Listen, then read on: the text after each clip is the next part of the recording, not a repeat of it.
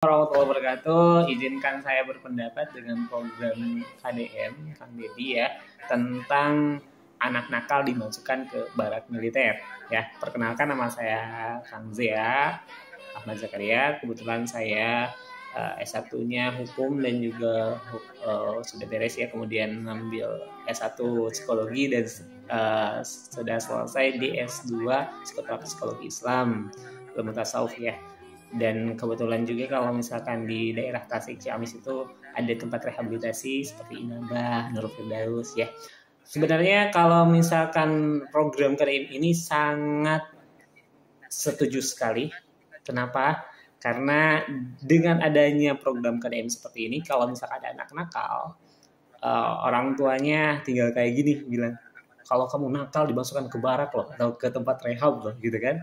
Nah, karena kebanyakan sekarang kebetulan saya juga lulusan pesantren ya, pernah mondok juga saya pernah mondok di pesantren ya. Jadi zaman sekarang ini zaman dulu kalau ada orang yang masuk pondok pesantren itu adalah bibit-bibit unggul. Tapi kalau sekarang kalau anak-anak nakal diancamnya ke pondok pesantren kan. Sedangkan kan akhirnya di pesantren jadi pada anak nakal yang nggak bisa diurus gitu kan, dimasukkan ke pesantren, kasihan anak-anak yang baik gitu. Tapi dengan adanya program ini beneran saya setuju banget kalau misalkan anak-anak nakal ini dimasukkan ke dalam barak militer atau tempat rehabilitasi, karena saya pun memegang rehabilitasi yang di daerah Ciamis ya.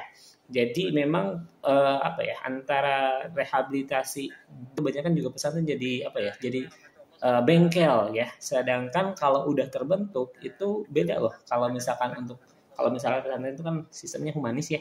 Nah, sedangkan kalau yang udah katakanlah minuman keras dan lainnya agak susah untuk dihumaniskan gitu kan. Agak susah gitu karena udah terbentuk ya.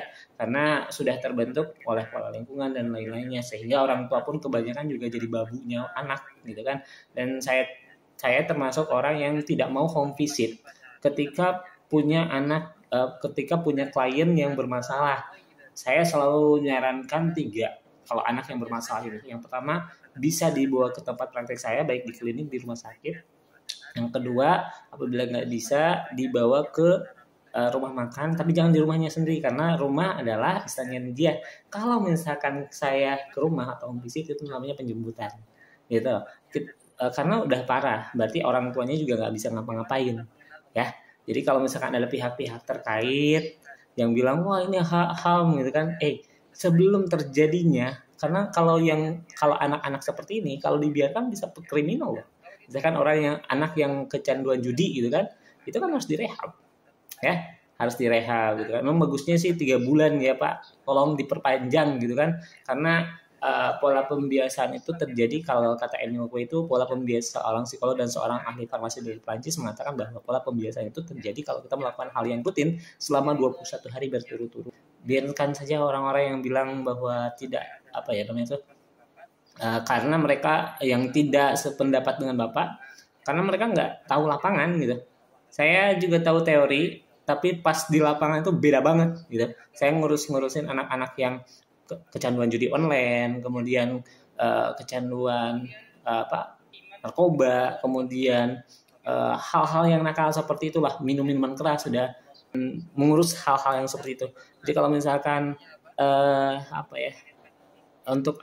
coba saja untuk anak yang nakal itu, misalkan yang suka ngebully ya, sampai di tempat rehab itu ya nggak ada bully-bulian gitu kan, seperti itu ya.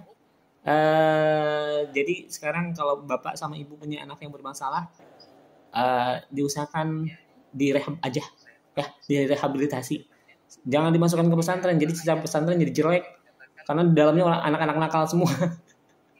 Kasihan ustadz-ustadznya ya gitu. Banyak ya ustadz-ustadz yang cerita zaman dulu mah kok nggak kayak gini ya anak-anak tuh. Iya memang ya, yang maksudnya anak-anak nakal lah, yang anak SMP gitu ya. Jadi pusing pada ustadznya. Coba kalau misalkan anak-anak yang normal gitu ya, yang maksudnya nggak akan pusing tuh ustadz-ustadz yang ada di pesantren, serius ya.